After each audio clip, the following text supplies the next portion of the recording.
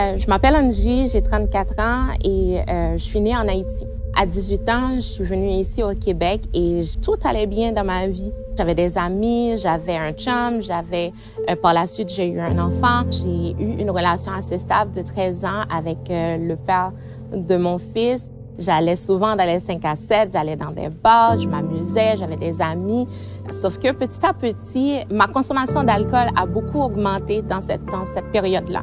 Je buvais par pur plaisir et à ce moment-là, je me souviens que je buvais pas, j'avais pas conscience à quel point que je buvais beaucoup parce que je supportais bien l'alcool.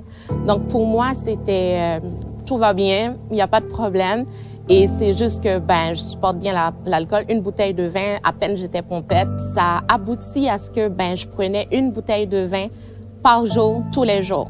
Dans les soirées entre amis, on fumait du cannabis jusqu'à ce que justement ça empiétait vraiment sur ma vie. Il fallait que je fume, il fallait que je me soulage.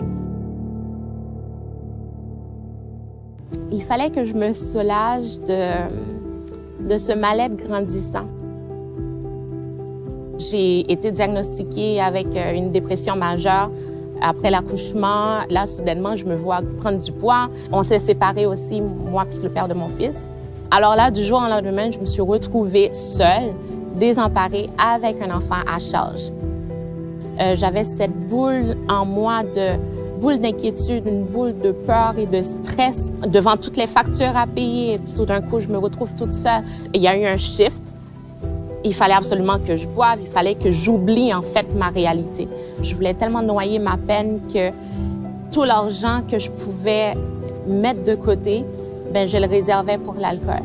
Donc des fois, quand mon fils était chez son père, donc les semaines où j'étais toute seule chez nous, je préférais rien m'acheter à manger parce que pour moi, faire à manger, c'était une tâche insurmontable. Donc, je préférais, au lieu de m'acheter à manger, je préférais aller à la SAQ et m'acheter une bouteille de vin. Un jour, j'étais couchée chez nous dans le salon, j'étais toute seule, mon fils n'était pas là. J'ai fait ce constat et je me suis dit, je n'aime pas qui je suis présentement. Et à ce moment-là, j'ai une image dans ma tête de la Bible ouverte devant moi, comme ça.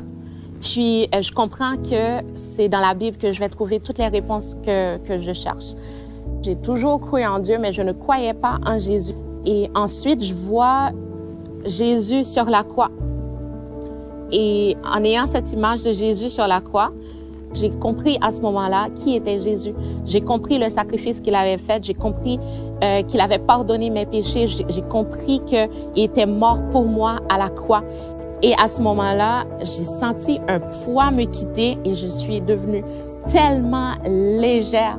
Et je me suis retrouvée, moi qui étais couchée, je me suis retrouvée à genoux dans mon salon en train de pleurer ma vie, des pleurs de joie, de reconnaissance. J'avais vraiment l'impression que OK, Dieu m'a vu, que Dieu, dans sa bonté, il est venu me tirer de l'abîme. Et je savais qu'à ce moment-là, que ma vie allait changer complètement. Du jour au lendemain, j'avais plus envie de fumer, que ce soit la cigarette, que ce soit le cannabis. Je bois plus, je ne ramène plus de bouteilles de vin à la maison. Et surtout, ce que ça m'a amené, c'est la paix. J'ai une paix profonde, j'ai cette assurance que je suis pas seule. Je me sens aussi comme une page blanche. Des fois, je me dis que je me reconnais plus, mais en fait, tranquillement, il est en train d'écrire mon histoire. Je sais c'est quoi ma vie sans Jésus. Et aujourd'hui, je sais c'est quoi ma vie avec Jésus. Et je choisirai Jésus encore et encore.